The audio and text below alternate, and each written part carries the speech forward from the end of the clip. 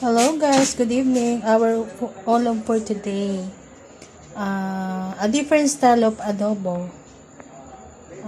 Habang andyan na lahat ng mga ingredients, hinihintay na lang natin na maubos lahat yan na tubig hanggang sa maging dry siya para mamaya magiging siyang adobo sa asin ala Zyros. Yeah, tinan mo guys.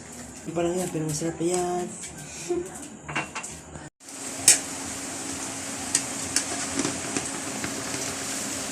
May sibuyas.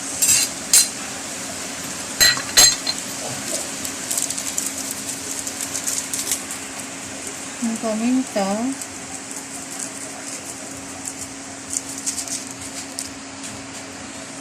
Hindi ako nakasin yung kanina. Sinulog na dyan. Asin.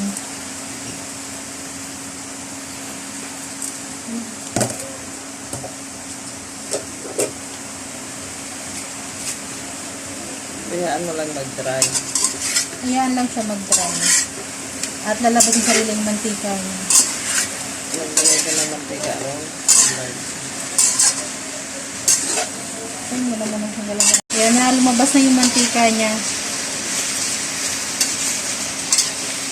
Mas maganda nito pag marami siyang yung ito taba. Ayan na, pumuputok-putok na guys.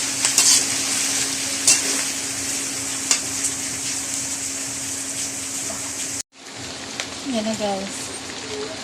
Pumuputok-putok na. Lumabas yung sariling mantika nila.